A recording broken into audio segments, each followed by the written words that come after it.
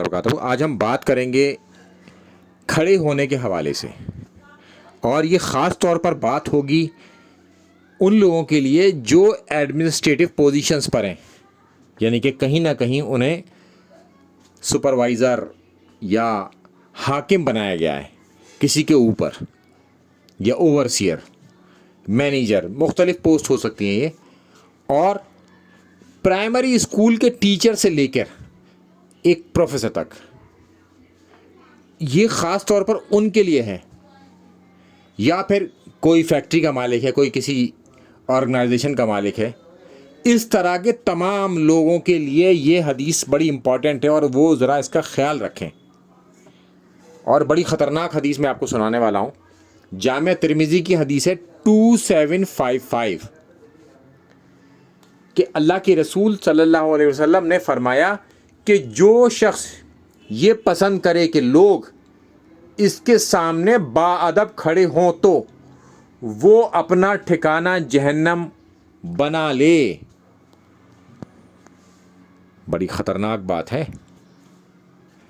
تو اگر کوئی شخص یہ اپنے دل میں خیال رکھتا ہے کہ اس کو دیکھ کر یا اس کی موجودگی میں یا اس کے آنے پر لوگ اس کے لیے کھڑے ہوں باادب، تو پھر ایسا شخص اپنا ٹھکانہ جہنم بنا لے۔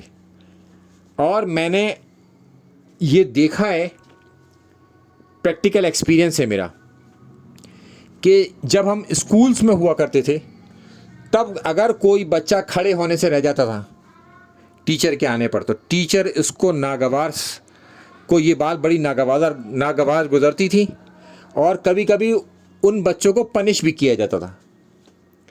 اور بات اتنی خطرناک ہے کیونکہ وہ اپنی یہ سمجھتے تھے کہ ہماری ڈس ریسپیکٹ ہو گئی کہ ہمارے آنے پر کوئی کھڑا نہ ہوا۔ اور یہ میں نے مختلف اداروں میں کام کر کے بھی دیکھا ہے کہ وہاں کے جو حاکم ہوتے ہیں یا سپروائزر یا اس جگہ کے اونر، وہ اس بات کو پسند کرتے ہیں کہ لوگ ادب میں ان کے لیے کھڑے ہوں جب وہ وہاں سے گزریں یا آئیں۔ تو یہ حدیث ان سب کے لیے بڑی امپورٹنٹ ہے، اور اگر کسی کے دل میں اب یہ کوئی بات رہ گئی تو وہ اپنے دل سے یہ بات نکال دے، اور اگر کوئی کھڑا ہوتا ہے تو اس سے کہے کہ میرے آنے پر کھڑے نہ ہوا کرو۔ ایک بات۔ دوسری بات کہ اگر کوئی کھڑا ہو تو اسے بٹھا دے کہ بھائی اللہ کے رسول صلی اللہ علیہ وسلم اسے پسند نہیں کرتے تھے، لہٰذا آپ بیٹھ جائیے، اور اپنے دل سے یہ تمام باتیں نکال دے کہ باادب کوئی آپ کے سامنے کھڑا ہوگا، اور بالکل اسے برا نہ جانے، اور اسے یہ جانے کہ آپ جہنم میں جانے سے بچ گئے۔ وہ شخص جو آپ کے لیے کھڑا نہیں ہو رہا وہ آپ کے فیور میں ہے۔ اب ہم چلتے ہیں اس کے آگے۔ صحیح بخاری کی حدیث ہے 3043، جس سے لوگ پلی لینے کی کوشش کرتے ہیں اکثر علماء، کیونکہ وہ بھی یہ پسند کرتے ہیں کہ ان کے سامنے بھی لوگ کھڑے ہوا کریں تاکہ ان کا مرتبہ لوگوں کو پتہ چلے کہ یہ کتنے بڑے ہیں۔ لہذا اس شخص کے جو اس حدیث کے اندر موجود ہے کہ صحابی ایک فیصلہ کر کے اللہ کے رسول صلی اللہ علیہ وسلم کی طرف سے آئے یہودیوں کے ساتھ، اور انہوں نے بڑا فیصلہ کیا، لہذا اللہ کے رسول صلی اللہ علیہ وسلم نے ان کی آمد پر لوگوں سے کہا کہ کھڑے ہو کر انہیں اتارو ان کی سواری سے، کیونکہ وہ سواری پہ تھے، چونکہ انہوں نے اتنا بڑا کام کیا تھا۔ تو انہیں اتارا گیا، اتار کر اللہ کے رسول صلی اللہ علیہ وسلم کے پاس بٹھایا گیا۔ تو اگر کوئی شخص کسی سواری پر بیٹھا ہے تو آپ بیٹھ کر اسے اتار سکتے ہیں کھڑے ہو کر؟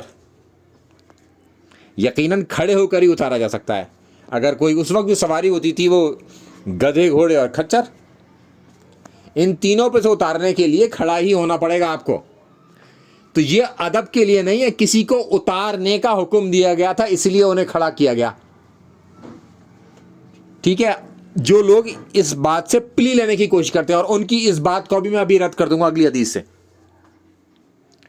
یہ مشکات المصابیح کی حدیث ہے 4698 کہ اللہ کے رسول صلی اللہ علیہ وسلم کے بارے میں بتایا جا رہا ہے. حضرت